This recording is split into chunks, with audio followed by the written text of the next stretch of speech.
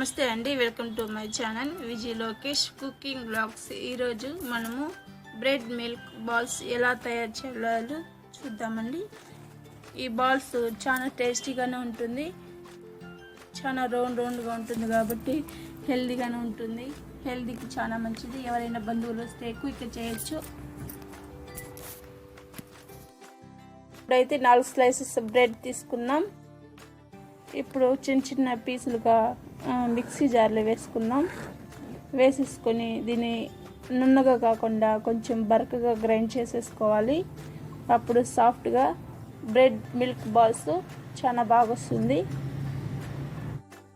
చిన్న పీసులుగా ఇట్లా తుంచేసుకొని నున్నగా కాకుండా కొంచెం బరకగా గ్రైండ్ చేసుకోవాలి.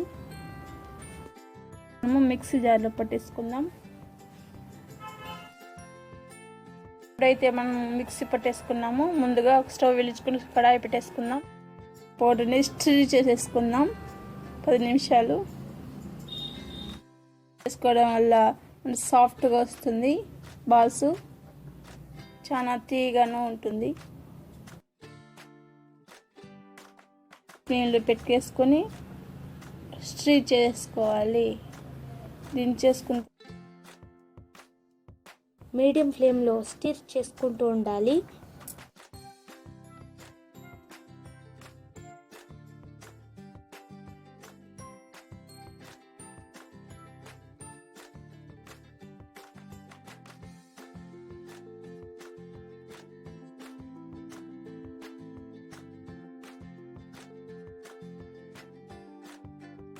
పక్కన పెట్టేసుకుందాం.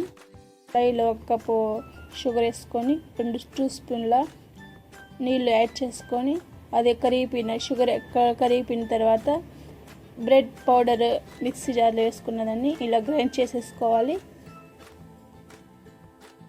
కొద్దిగా ఇలా పట్టుకొని గ్రైండ్ చేసేసుకోవాలి. దాంతో కొద్దిగా మిల్క్ ఒక 3 స్పూన్స్ యాడ్ చేసుకొని కలుపుకుంటూ ఉండాలి. దగ్గర పడేదాకా కలుపుకుంటుంటే సాఫ్ట్గా వస్తుంది.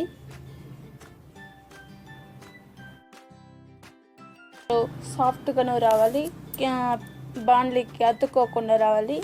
అందాక కలుపుతూనే ఉండాలి. కొద్దిగా ఒక 3 స్పూన్స్ మిల్క్ పౌడర్ వేసుకొని దీన్ని బాగా కలుపుకోవాలి. కొంచెం గట్టిగా ఉంటే కొద్దిగా పాలు ఒక 3 స్పూన్స్ పాలు యాడ్ చేసేసుకోవచ్చు. యాడ్ చేసుకుని మళ్ళీ మిక్సీ బాగా కలుపుకోవాలి. ఆ గరిటెతో ముద్దగా వచ్చేదాకా కలుపుకోవాలి. అప్పుడు ఇంకా సాఫ్ట్గా రౌండ్ బాల్స్ చాలా బాగుంటుంది. ఆ కడాయికి అతుక్కోకుండా సాఫ్ట్గా కలుపుకుంటూ ఉండాలి.